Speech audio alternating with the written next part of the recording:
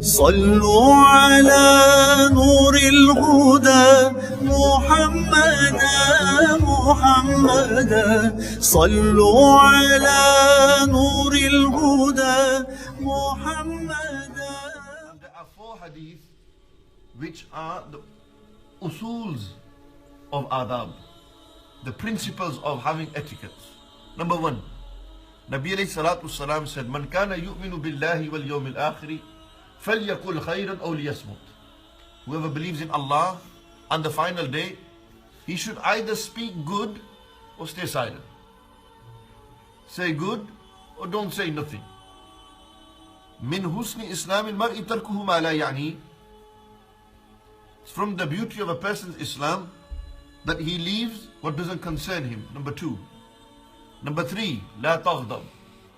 When the Sahabi said, advise me, Nabi alayhi salatu salam said, don't get angry.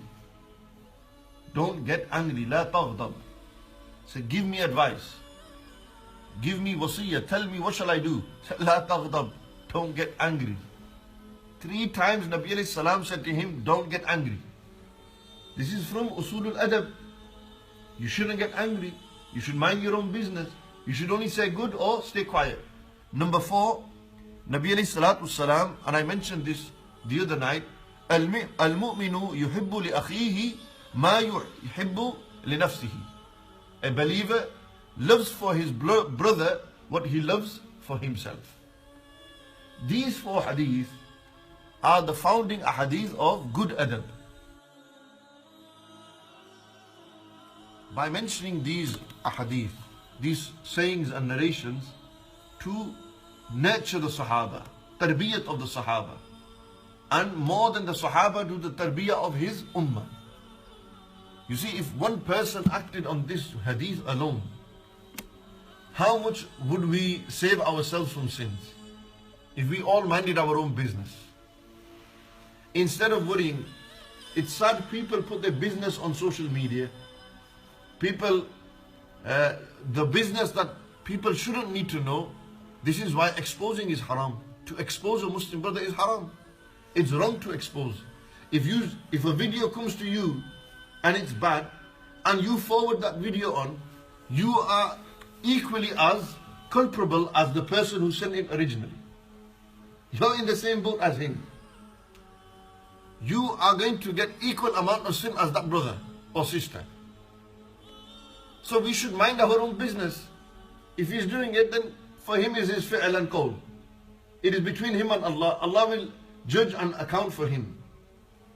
This is why we should always be concerned about our own state. Worried about what are we doing, what are we going to show Allah. Because Allah is not going to ask me about what you did. And He's not going to ask you about what I did. All He will ask me about what you did is if you wronged me. And if I wronged you, that's what Allah will ask. Otherwise, no. So this is a lesson for all of us, those watching and those listening here, that we should concern ourselves with ourselves. We should mind our own business.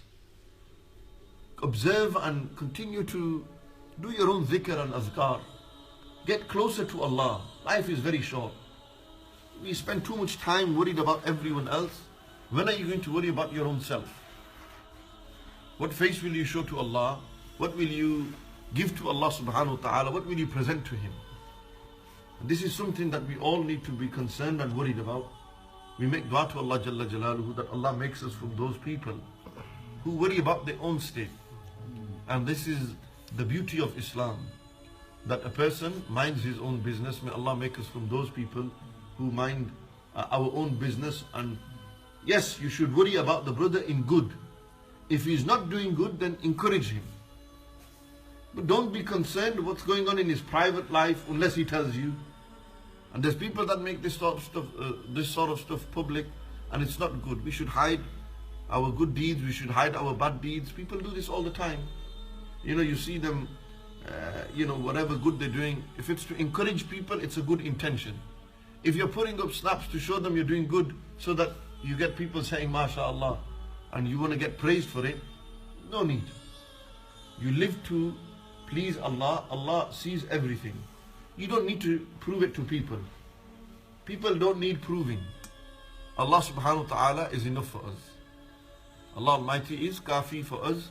May Allah subhanahu wa ta'ala make us from His righteous servants and give us the tawfiq to act upon the deen.